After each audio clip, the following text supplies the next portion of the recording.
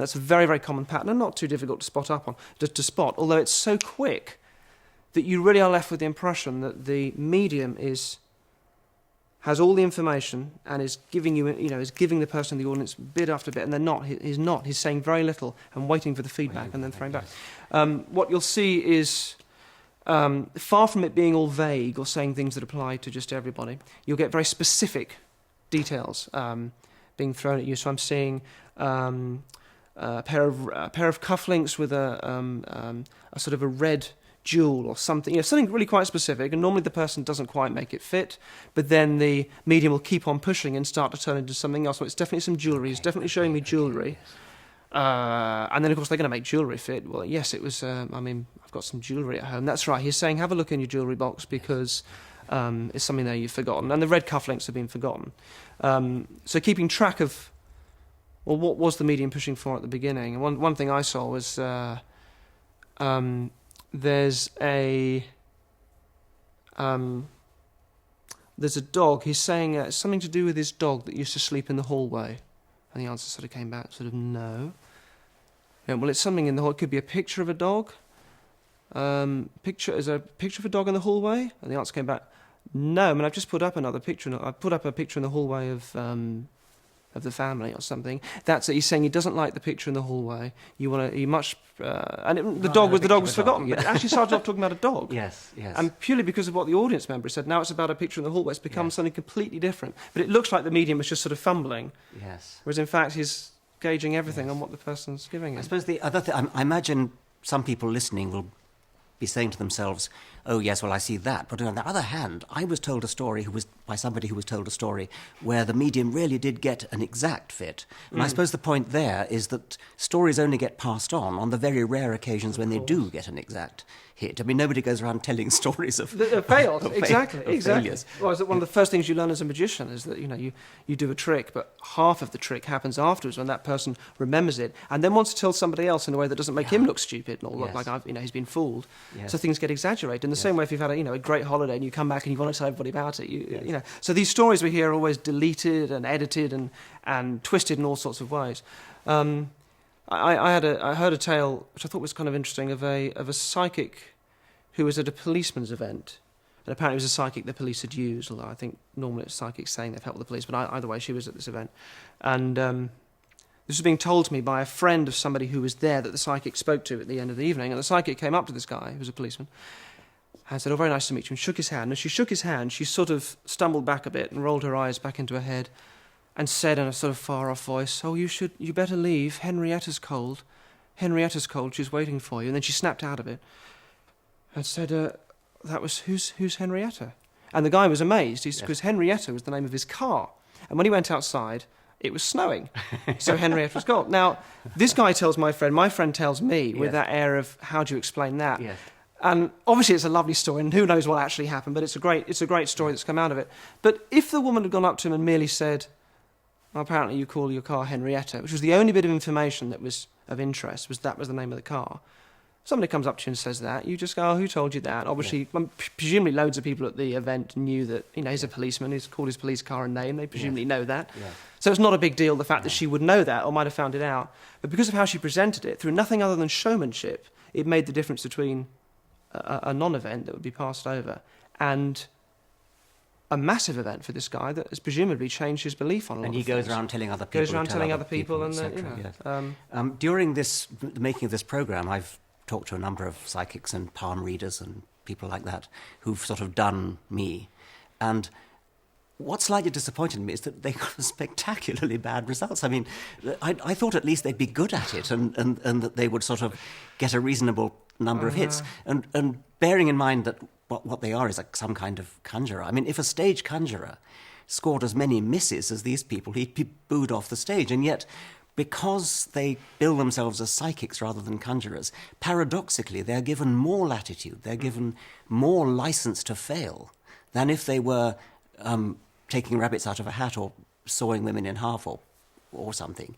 Yeah. So there's a sort of paradox there. Well, this, despite the fact that extraordinary claims demand extraordinary proof. So you'd imagine that it would be they'd have a much harder job. Whereas the reality is they have everything stacked in their favour. They tell you that it's not an exact science, that some of this may not work, and all I do is I get a sense of this, and you'll help me make that fit, and if it doesn't work, then they make no promises for a start, which is a very odd thing from the outset. I don't know what they're claiming if they can't make any promises.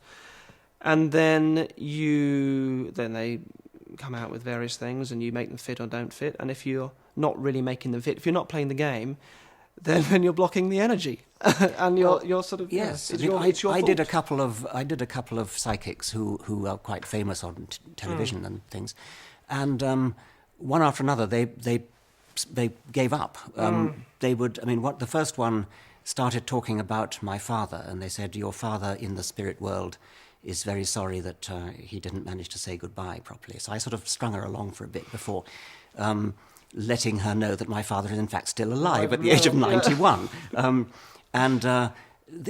that point, she just gave up. She said, "Sorry, it isn't working. The spirits aren't coming through. I just have to stop." And nothing would persuade her. I've been making it up until this point, because what had been coming through if it wasn't the spirits? Quite, yes. Yeah, if you don't play the game, you'd think if it was real, you'd at least be able to sit there quietly, and they'd be able to do it without needing any sort of feedback. You'd feel you wouldn't have to play the game as the sitter, but you do have to play the game, and if you don't, it's your own. The other thing I noticed is one of the people I went to see was a psychic who asked to have my watch, which he held in his hand to get the spirit vibrations out of the watch, etc. And then he turned up some tarot cards, and then he went through a really rather stunning series of misses. Almost everything that he got wrong. He got some elderly relative beginning with the letter G, something to do with the advertising profession.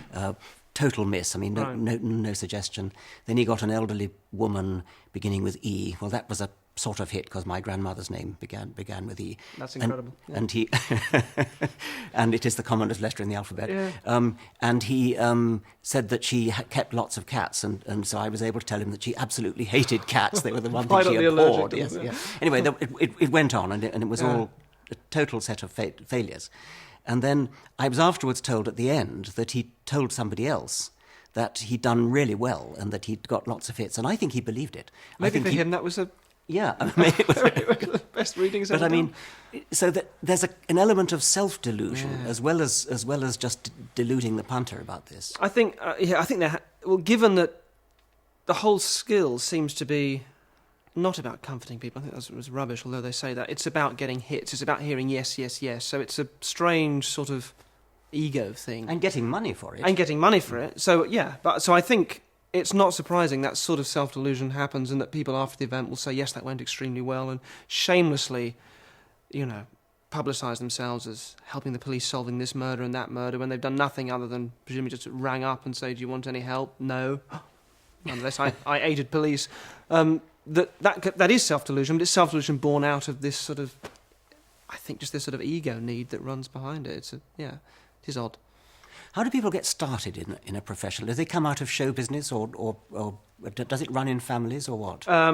A lot of the sort of stage mediums, successful career mediums, going back to Doris Stokes, who was famous a while ago, and even quite a few around nowadays come from show business stock. And have learnt their skills undeniably from... I know the teacher of one of the very famous modern psychics who's absolutely taught them as fraudulent techniques and is upset with him for passing them off as real. I won't say who it is, but, and the other route is from magic, from being a magician and getting into the area that I'm into, which is sort of the sort of psychological mentalism, it's called. But then realising that you can step over the line and pretend to be doing it for real, and there's a lot more money in that. So there is more money if you pretend to be something that you're not. There's the moment you're saying it's real. The moment you say it's real, you're tapping into something enormous in people. Yes. And there's also the paradox which we talked about before, that you're then subject to actually less scrutiny. Yes. Less scrutiny, less need for proof. You don't have to sort of show that you've got nothing up your sleeve, because people aren't primed to suspect that you have got something up your sleeve, and so you can have any number of magnets and wires and things, anything you causing like, bangs and bumps and things, which a stage magician wouldn't be allowed to have, because or at least he'd have to conceal them slightly better. You have to work a lot harder when it's just tricks. So it's a kind of win-win situation, really. You win more money, and you have to do less good tricks in order to win it.